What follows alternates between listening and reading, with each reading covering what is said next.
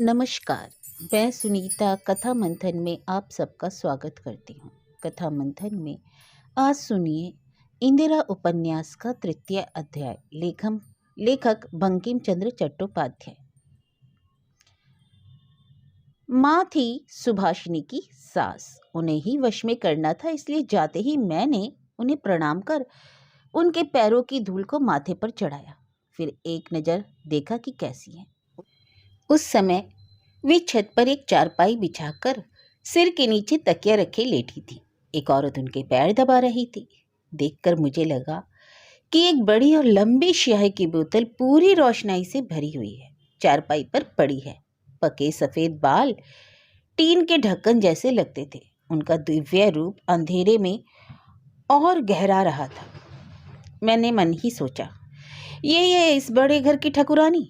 मुझे देखकर ठकुरानी ने अपनी बहू से पूछा, ये कौन है? अरे तुम एक रसोईदारिन खोजती थी ना, इसलिए इसे ले आई हूँ। कहाँ मिली? मौसी ने दिया है। बावन या कायस्थ? कायस्थ। आह, तेरी मौसी का सिर जले, कायस्थ की लड़की लेकर क्या करूंगी? इसको भात भी बना देना होता है। सुभाषिनी ने ही उत्तर दिया, रोज तो भामन को भात देना नहीं है, जितने दिन चल सके चले, फिर जब बामनी मिल जाएगी तो रख लेंगे। लेकिन बामनी का झमेला बहुत रहता है। हम लोगों के रसोई घर में चले जाने से ही हाड़ी कुड़ी फेंकने लगती है, पटरे का प्रसाद देने आती है। क्यों, क्या हम लोग चमार हैं क्या? मन ही मन मैं सुभाषिनी की बड़ाई करने लगी। समझ गई इस स्याही भरी लंबी बोतल को मुट्ठी में बांधना वह जानती है। तब ठकुरानी ने कहा, सो तो ठीक है बहू, छोटे लोगों का इतना घमंड सचमुच सहा नहीं जाता। तो ठीक है, इस समय कुछ दिनों कायस्थ की लड़की को ही रख कर देख लो। लेकिन कितना महीना लेगी? उसकी तो मैंने बात नहीं की, सुभाषिनी बोली। ठकुरानी विकल हो उठी। हाय रे कलयुग की लड़कियां, आदमी को नौकर रखने को पकड़ लाई और महीना तनख्वाह की बात तय नहीं की। फिर मुझसे पूछा, तुम क्या लोगी? मैंने कहा, जब आपका सहारा लेने आई हूं तो जो दे देंगी वही ले लूंगी। ठकुरानी ने संतुष्ट होकर कहा, हाँ, भामन की लड़की को तो ज्यादा देना होता है, लेकिन तुम तो कायस्थ की लड़की हो, तुम्हें मैं 3 रुपया और खाना कपड़ा दूंगी। मुझे तो सिर्फ सिर छुपाने की जगह चाहिए थी। मैं तत्काल राजी हो गई।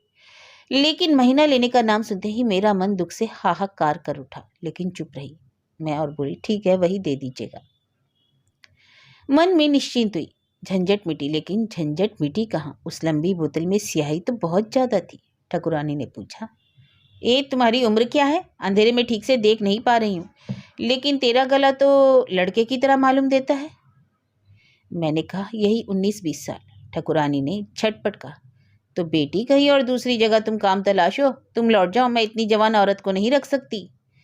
सुभाषिनी बोली, ऐसा क्यों माँ, साफ सुथरी जवान क्या बुरी है? सास ने कहा, ऐसा ना होता तो छोटे लोग जो मेहनत करके खाते हैं वे क्या अच्छे हैं? अब मैं अपनी रुलाई रोक ना सकी, वहां से उसी क्षण रोती हुई उठ गई। सास ने बहू से पूछा, छोकरी चली गई क्या? हाँ, मालूम तो होता है। ठीक है, जाने दे, लेकिन गृहस्थ के घर आकर बिना खाए चली जाएगी, इसे कुछ खिला पिलाकर विदा करूंगी। कहते हुए उठकर सुभाषिनी मेरे पीछे पीछे आई। मुझे पकड़कर अपने सीने से लगाया और सोने के कमरे में ले गई। मैंने कहा, अब मुझे इस तरह क्यों बांध रही हो? पेट के लिए हो चाहे प्राणों के लिए हो, मैं इस तरह की बातें सुनने के लिए यहाँ नहीं रह सकती। अच्छा अच्छा, ठीक है, रहने की जरूरत नहीं, लेकिन मेरे कहने से आज रात को मेरे पास रहो। मैंने भी सोचा कहाँ जाऊंगी, इसी से उस रात वहीं रहने को राजी हो गई। फिर इधर उधर की बातों के बाद सुभाषिनी ने पूछा, यहाँ अगर नहीं रहोगी तो कहाँ जाऊंगी? गंगा में बहुत पानी है। सुभाषिनी की आंखें भी बरसने लगी। बोली, गंगा में तुम्हें नहीं जाना पड़ेगा। देखो मैं अब क्या करती हूँ, जरा चुपचाप देखो, और तुम झंझट मत करना, मेरी बातें सुनना। फिर सुभाषिनी ने एक औरत को पुकारा, हरानी, ओ हरानी। हरानी सुभाषिनी की खास नौकरी थी। हरानी आवाज सुनते ही भागी आई। मोटी छोटी काली, 40 पार, मुंह पर हंसी, सारे शरीर में हंसी, और चंचला भी। सुभाषिनी ने कहा, एक बार उन्हें बुला के तो लाओ। हरानी ने कहा, इस समय बेमौके वे आवेंगे क्या? मैं चाहे जितना बुलाऊं अभी तो ना आने से रहे। सुभाषिनी ने भी भौं चढ़ाकर कहा, चाहे जो कर, बुला कर ला। हरानी हंसती हंसती चली गई।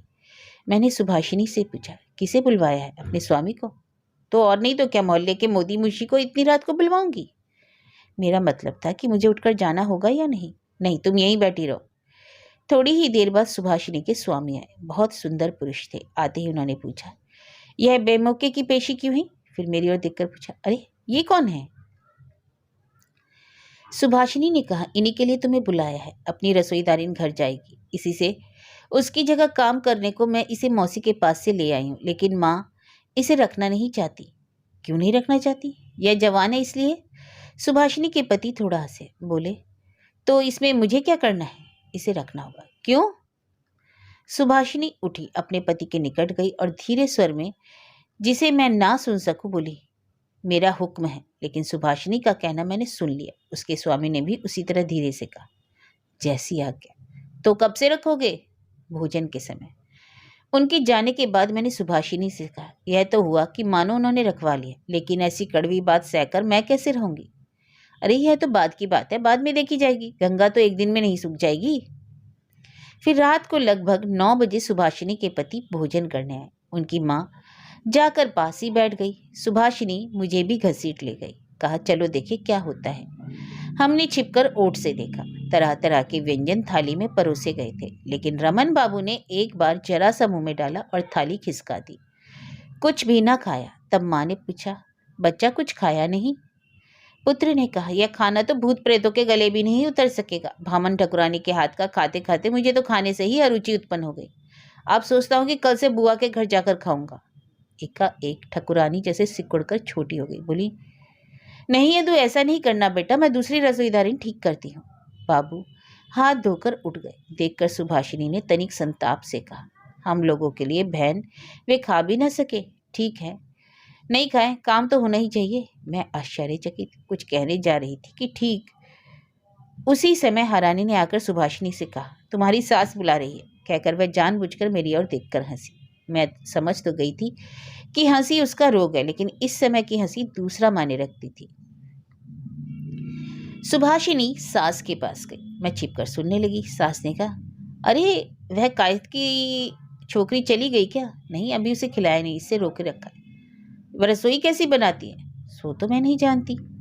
तो जब आज वह नहीं गई तो सो अच्छा ही हुआ। कल सवेरे उससे 2-1 चीजें बनवा कर देखना होगा, तो मैं उसे रोक लेती हूँ। कहकर सुभाषिनी सास के पास से मेरे पास आई और पूछा, बहन तुम खाना बनाना तो जानती हो ना? जानती हूँ, या तो मैंने पहले ही बताया था। अच्छी रसोई बनाना जानती हूँ ना? अच्छा, कल खाकर देखना, तभी समझोगी। अगर अभ्यास ना हो तो बोलो, मैं पास बैठकर सिखा दूंगी। मैं हंस पड़ी, बोली, बात की बात तो बाद में ना होगी। दूसरे ही दिन मैंने पूरी रसोई बनाई। सुभाषिनी एक बार देखने आई थी। मैंने जानबूझकर उसी समय लाल मिर्च का फोरन दिया। वह खांसती छींकती उठकर चल भागी। बोली, मौत है ये रसोई भी। रसोई तैयार हो जाने पर पहले लड़कों बच्चों ने खाया। सुभाषिनी का बच्चा भी ज्यादा अन्न नहीं खाता था, लेकिन सुभाषिनी की एक 5 साल की लड़की थी, हेमा। सुभाषिनी ने उसी से पूछा, अरे कहो रसोई कैसी बनी है हेमा? हेमा बोली, बहुत अच्छी माँ। खाने की प्रशंसा में वह गाने लगी। उसके बाद रमन बाबू भोजन करने बैठे। मैं छिपकर देखने लगी। देखा उन्होंने थाली की एक एक चीज खा ली। ठकुरानी माँ के चेहरे पर हंसी थमती ही ना थी। रमन बाबू ने पूछा, आज रसोई किसने किया है? एक नई रसोईदारी ना जाई है, बनाती तो अच्छा है। कहकर रमन बाबू हाथ धोने चले गए। फिर घर के मालिक भोजन करने बैठे। मैं वहां ना जा सकी। ठकुरानी माँ की आज्ञा अनुसार बूढ़ी ब्राह्मण ही मालिक की थाली लेकर गई। अब मैं समझ गई कि ठकुरानी माँ को कहाँ दर्द है, वे जवान स्त्रियों को क्यों नहीं रखती। मैंने ही मन प्रतिज्ञा की कि जितने दिन भी उस घर में रहूंगी उधर कभी नहीं जाऊंगी।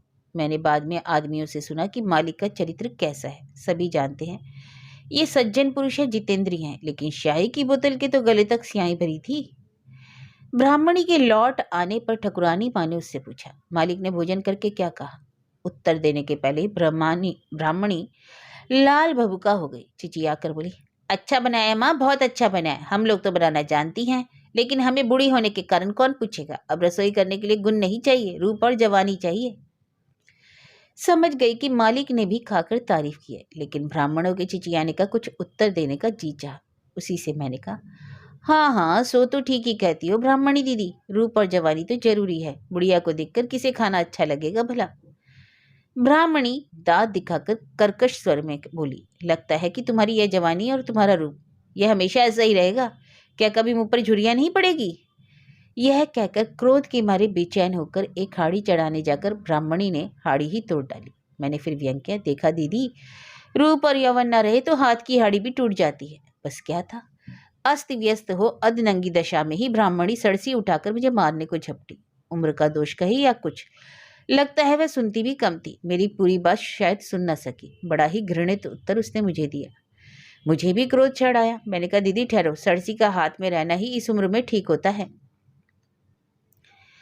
उसी समय सुभाषिनी शोरगुल सुनकर वहां आ गई। क्रोध से अंधी हो रही ब्राह्मणी ने उसे नहीं देखा, मेरी ओर फिर झपट कर बोली, चुड़ैल, जो मुंह में आएगा वही बकेगी, क्या मैं पागल हूं?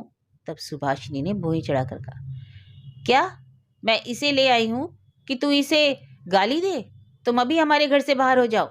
तब ब्राह्मणी बड़े अस्त व्यस्त भाव से सड़सी एक और फेंक कर रोती हुई कहने लगी, अरे माँ, ये कैसे बात कहती हो? मैंने कब इसे चुड़ैल कहा? कब गाली दी? ऐसी बात भला मेरे मुंह से निकलेगी? तुमने तो कमाल ही कर दिया बहू माँ। यह सुनकर सुभाषिनी खिलखिलाकर हंस पड़ी। ब्राह्मणी ने तब तक चिल्लाकर रोना ही शुरू कर दिया था। उसने कहा, अगर मैंने इसे गाली दी, कहा भी, तो मैं यमराज के घर जाऊं। मैं बोली, यह क्या दीदी, इतने सवेरे सवेरे जाओगी? छी दीदी, 2 दिन और रुक जाओ ना, मुझे नरक में भी जगह ना मिले। ऐसा तो मत कहना दीदी, नरक के लोगों ने तुम्हारे हाथ की रसोई न खाई तो फिर उनके लिए नरक क्यों? रोक कर बुढ़िया ने सुभाषिनी से कहा, देखो बहू मत, देखो, इसके मुंह में जो आता है कहती जाती है और आप कुछ नहीं कहती। मैं ठकुरानी माँ के पास जाती हूँ। सुभाषिनी, हाँ हाँ जरूर जाओ, मैं भी गवाही दूंगी कि तुमने इसे गाली दी थी। बुढ़िया ने तब और जोरों से चिल्लाना शुरू किया, भला देखो ना, मैंने भला कहा कब इसे गाली दी? तब हम दोनों ने बुढ़िया को पुचकारा और कुछ मीठी बातें कहना शुरू किया। पहले मैंने ही कहा, और ठकुरानी बहू, तुमने इसे कब सुना गाली देते? यह तो इसने नहीं कहा, मैंने तो कहते नहीं सुना। तब झटपट बुढ़िया बोली, सुना ना बहू माँ, सुना ना, मेरे मुंह से भला यह सब निकल सकता है?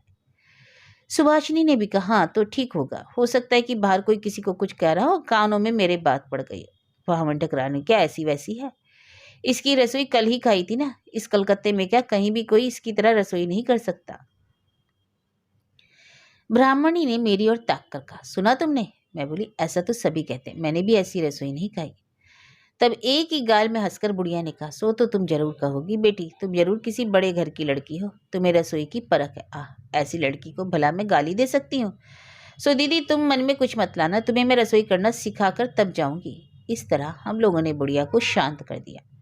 उससे एक प्रकार से मेल हो गया। मैं बहुत दिनों रोई थी, आज बहुत दिनों बाद थोड़ा सा हंसी, किसी दरिद्र के खजाने की तरह। यह हंसी मजाक मुझे अच्छा लगा। उस दिन की वह हंसी मैं जन्म भर नहीं भूल सकती और कभी हंसकर उतना सुख भी नहीं पाऊंगी। फिर ठकुरानी माँ खाना खाने बैठी। उनके साथ ही बैठकर मैंने उन्हें खूब यत्न से खिलाया। बुढ़िया ने खाना भी खाया। अंत में बोली, बनाती तो अच्छा हो बेटी, कहाँ सीखी? मायके में। तुम्हारा मायका कहाँ है बेटी? मैंने झूठ मूठ किसी गांव का नाम ले लिया। तब ठकुरानी माँ ने कहा, यह तो किसी बड़े आदमी के घर जैसी रसोई है। तुम्हारे बाप क्या बड़े आदमी थे? हाँ माँ। तो तुम यहाँ रसोई करने क्यों आई हो? विपत्ति में पड़ गई हो तो जब तक मेरे पास हो मजे से रहना। तुम बड़े घर की लड़की हो, मेरे घर में भी वैसे ही रहोगी। फिर सुभाषिनी को पुकार कर बूढ़ी बोली, बहुरानी देखो बेटी, इसे कोई कड़ी बात ना कहना। सुभाषिनी मेरे साथ कोई रिश्ता जोड़ने को बेचैन हो रही थी, सो बोली, अब तुम मेरी बहन हो गई हो। मैं चुप रही।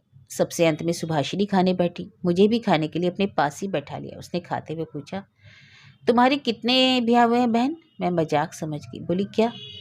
क्यों, रसोई द्रौपदी की बनाई जैसी लगी है क्या? सुभाषिनी पुलक उठी। बोली, ओह, मिसेस पांडव फर्स्ट क्लास बावर्ची थी। मेरी सास की बात समझ तो गई होंगी तुम। मैं बोली, अधिक तो नहीं, हाँ, कंगाल और अमीर आदमी की लड़की में सभी एक प्रकार का भेद करते हैं। सुभाषिनी हंस पड़ी। बोली, तू मर, यही समझा तूने? खाक समझा? तुम बड़े घर की लड़की कहकर मैं समझती हूँ कि उन्होंने तुम्हारा आदर ही किया है, और नहीं तो क्या। मैंने कहा, उनका लड़का भरपेट खा सकेगा इसलिए तुम्हारा इतना मान किया गया है। अब अगर तुम इशारा भी करो तो तुम्हारा वेतन दुना हो जाएगा। नहीं, मैं वेतन नहीं चाहती। अगर ना लूंगी तो झंझट मचेगी, इसलिए हाथ फैलाकर महीना ले लूंगी, लेकिन लेकर तुम्हारे पास रखा दूंगी। तुम गरीब भिखारी को दे देना। तुम्हारी कृपा से मुझे आश्रय मिल गया, यही मेरे लिए बहुत है।